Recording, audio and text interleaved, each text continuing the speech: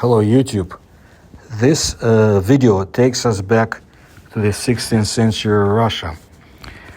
During the rule of Ivan the Terrible, or Fearsome, who transformed the Tsardom or Kingdom of Russia in 1547 and began a significant process of territorial expansion.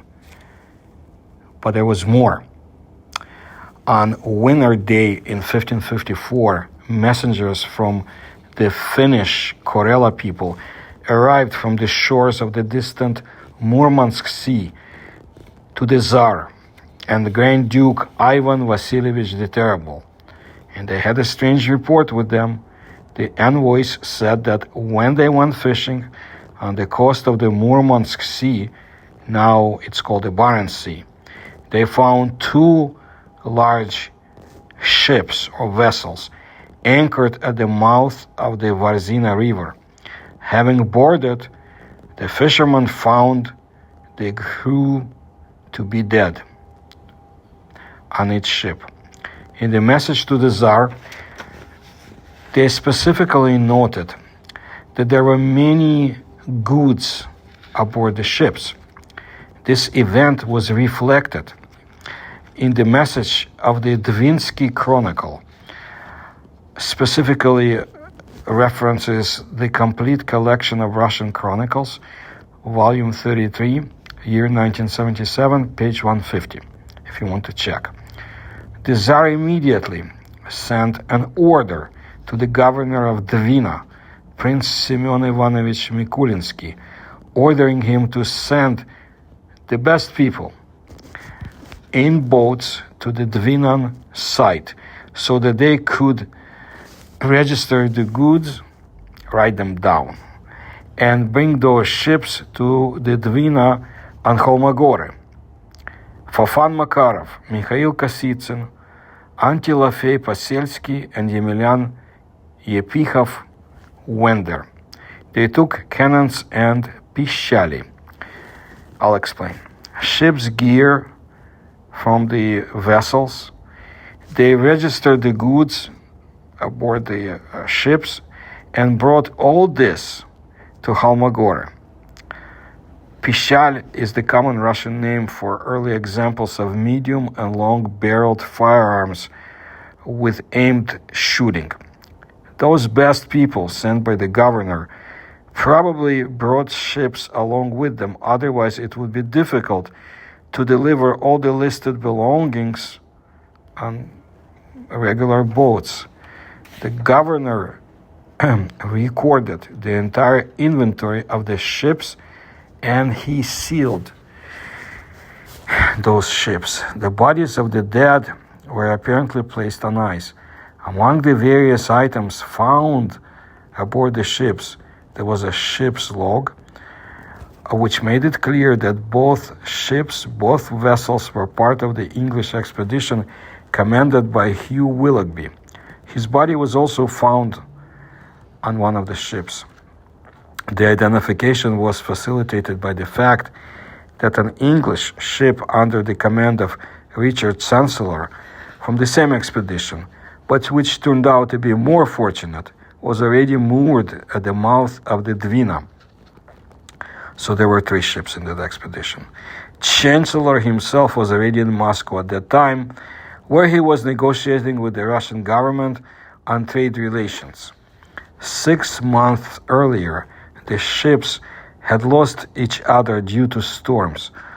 All three vessels were heading north to search for the northern passage to India and China. Now let me tell you about the Pomors.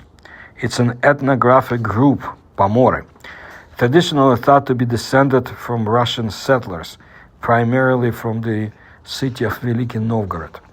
Living on the wide sea shores and nearby regions, with their southern boundary marked by a watershed dividing the White Sea Basin from river basins that drain southward.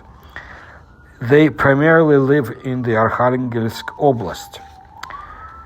The Pomors are typically considered to be a subgroup of the Russian ethnos, and I mentioned them in my other videos too about strange discoveries in the Russian north.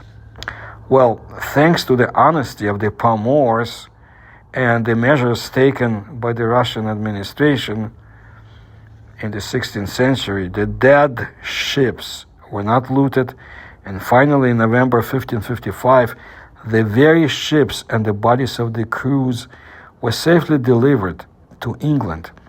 This event was reflected in the diplomatic correspondence.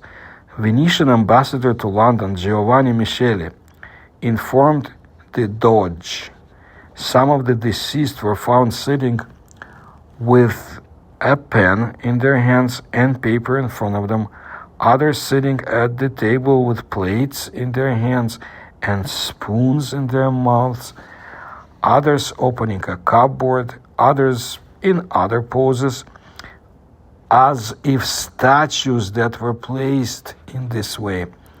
And that's what dogs look like too. The ambassador apparently received this information from someone of the chancellor's team, an eyewitness to the events. We recalled that their ship was at that time at the mouth of the Dwina River. Of course, sailors are superstitious people and they could exaggerate something, but the case was really incredible. People died almost simultaneously, and they didn't even try to fight for their lives. What happened on the two ships of the expedition? Richard Hakluyt claimed in 1585 that those people died from the cold, but after all, the ships were located near the shore, which was easy to reach. They could collect driftwood, they could heat their furnaces. They were probably aboard the ships because the expedition was heading north, and the crew was probably heated by some devices aboard the ship. They had to have something. Eventually, it was possible to arrange a small fireplace or stove for heating from the stones, rocks collected on the shore, and instead of driftwood, if it was not enough, they could use parts of ships. The 19th century historian Randall suggested that the crew died due to hunger and cold, but the ships had weapons, not to mention a large supply of provisions. The sailors could hunt, fish. They didn't have to starve to death. In winter, of course, it's not easy to hunt in those places and fishing too, but they anchored there for the winter back in September, so they had plenty of time.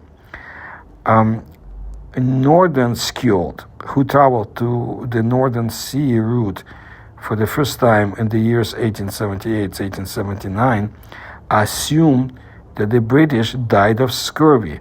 Of course, hunger, cold, and scurvy could have caused the death of the expedition members, but the information of the Venetian ambassador, which is not taken into the account by most historians and most likely received from witnesses of the death of, who witnessed the dead crew, with those who examined the ships or from them, it suggests that some kind of one-time disaster, rapid and almost sudden death that occurred aboard those ships.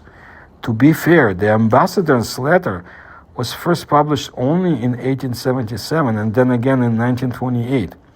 So what happened anyway? Eleanor Gordon, in the Geographic Journal number 2, or issue 2, for July 1986, proves, based primarily on the letter from the Venetian ambassador, that the Willoughby team died, most likely due to carbon monoxide poisoning. Trying to keep warm, people stoked the stoves on one of the inner decks, and the space between the decks is so small, and carbon monoxide having accumulated above, it is lighter than air, reached such a concentration that poisoning occurred within a few minutes, maybe half an hour. See, this explains the postures of people caught up in the disaster.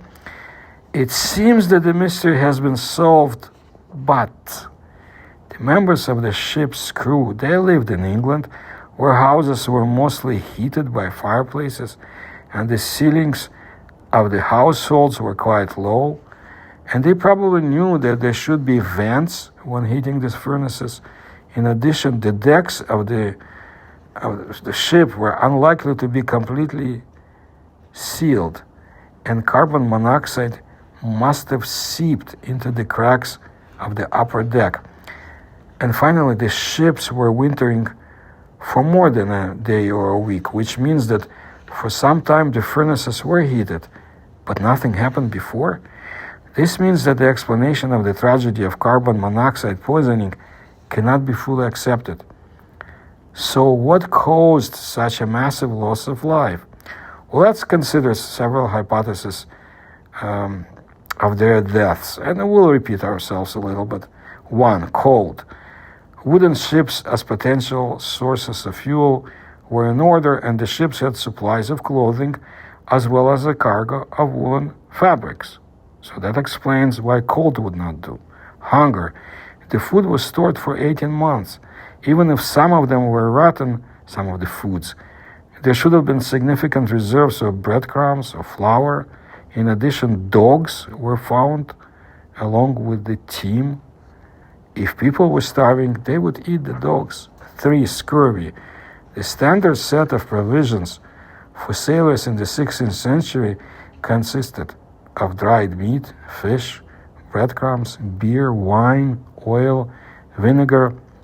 All those products are listed in the chapter of the Willoughby expedition.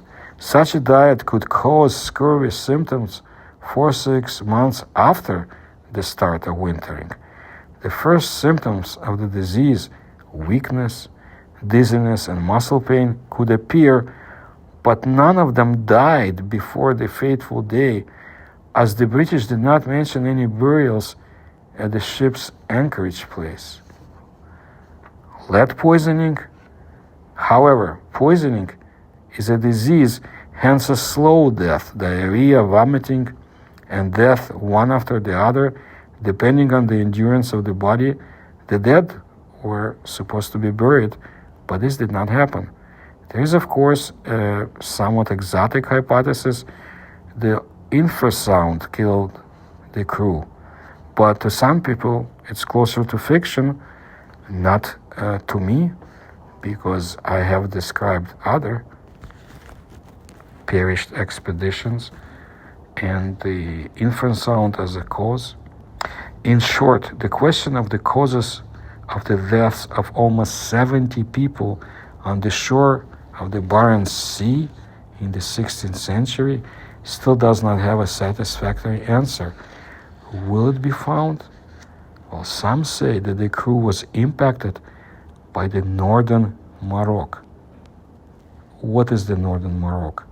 Well, science does not know about this, and those who have been exposed to it can no longer tell anything. And we will certainly not talk of this.